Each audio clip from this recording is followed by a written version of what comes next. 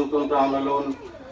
وقال رسول الله صلى الله عليه وسلم الموت جسر يوصل الحبيب إلى الحبيب. وقال عليه الصلاة والسلام تحفة المؤمن الموت أو كما قال عليه الصلاة والسلام. আল্লাহ রাব্বুল আলামিনের কাছে কৃতজ্ঞতা আদায় করছি। আল্লাহ তাআলা মেহেরবানি করে আমাদেরকে আমাদের একজন ভাই এর জানাজায় উপস্থিত হয়ে আমাদের যে হক ছিল আদায় করার ব্যবস্থা করে দিয়েছেন, আলহামদুলিল্লাহ। কোরআনে কারীমের সংক্ষিপ্ত একটি আয়াত এবং রাসূল কারীম সাল্লাল্লাহু আলাইহি ওয়াসাল্লামের দুইটি হাদিস আমি পড়েছি। আসলে মৃত ব্যক্তি যখন মারা যায় তো হাদিসে বলছে ইনকাদা আনহু আমালুহু, তার আমলের নেক অর্জন করার সকল সুযোগ শেষ হয়ে যায়, বন্ধ হয়ে যায়। তবে ইল্লা আন সালাস, তিনটা পথ খোলা থাকে, মৃত্যুর পরেও নেকি সে পাইতে থাকে। এক নম্বর হলো ওয়ালাদুন সালিহিন ইয়াদউ লাহু, নেক সন্তান যদি থাকে যারা আব্বা আম্মার জন্য দোয়া করে, সন্তানের নেক আমল এবং সন্তানের দোয়ার সওয়াব আব্বা আম্মা কবরে যাওয়ার পরেও তারা নেক হিসাবে পাইতে থাকে।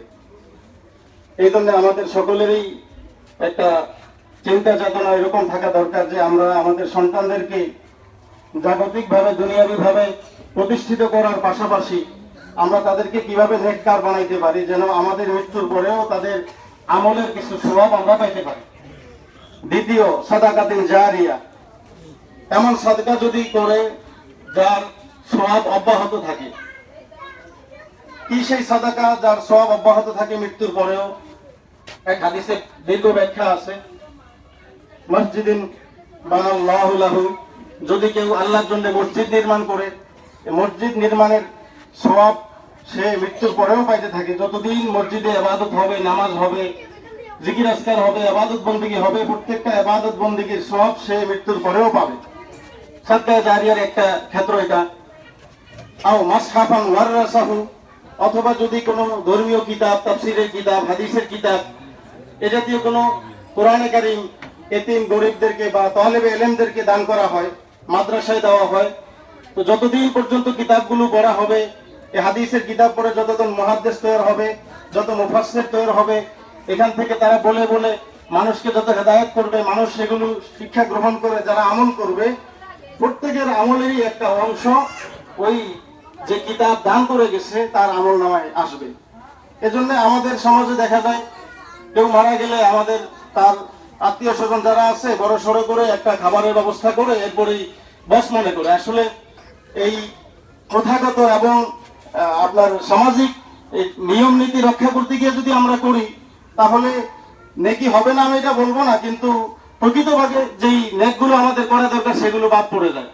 এই জন্য মসজিদে দান করব, এতিম মিসকিনদের গরিবদেরকে আমরা গোপনে দান করব, পাশাপাশি মাদ্রাসায় কিতাবের ব্যবস্থা করব, তাহলে ইলম যারা তাদেরকে ইলমের কাজে সহযোগিতা করব। সাদকা জারিয়া 3 নম্বর হলো আও ইলমিন ইউনতাফাউ বিহি, এমন ইলমের কাজে যদি সহযোগিতা করা হয় যে ইলম থেকে পরবর্তীতে মানুষ উপকৃত হয়।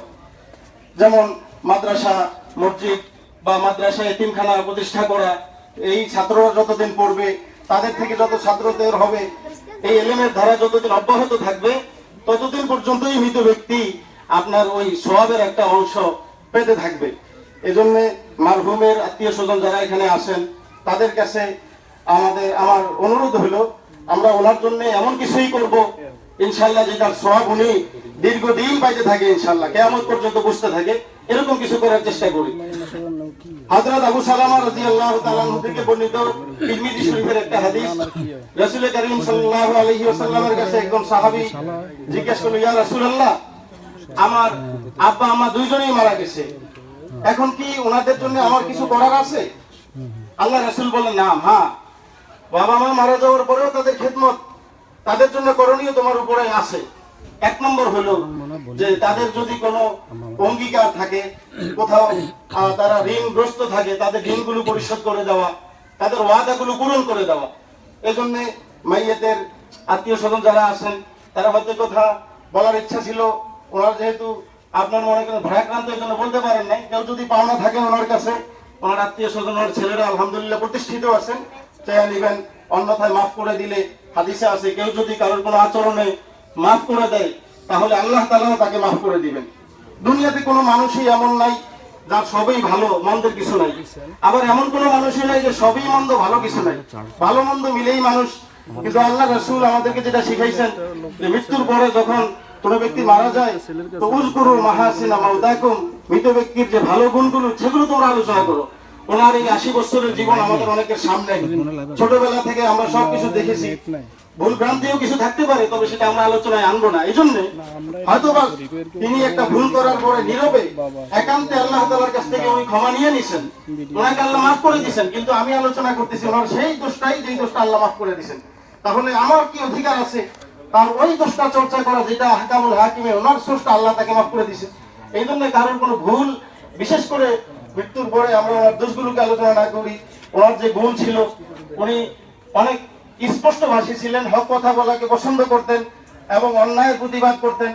আল্লাহ তাআলা ওনার দিনের এই জিন্দেগিতে 80 বছর জীবনে উনি যে নেক কাজগুলো করেছেন, আল্লাহ তাআলা তার সব নেক কাজগুলোকে কবুল করে আল্লাহ তাআলা তার নাজাতের ফয়সালা করে দেন। এই দোয়াই আমরা করি। আল্লাহ তাআলা মারহুমকে মাগফিরাতে কুল্লি দান করে ওনার কবরকে জান্নাতের বাগান বানায় দেন। আমিন। ওয়া আলাইনা ইল্লাল বালাগ। অনেকে যুক্তরাষ্ট্রে জানাজায় শরীক হয়েছেন, বিশেষ করে ওনার ছেলে সহ। তারা মনে হয় এখানে আবার দ্বিতীয় জানাজায় শরীক হওয়ার প্রয়োজন হয় না। সম্মানিত হাজিরিন, এই পর্যায়ে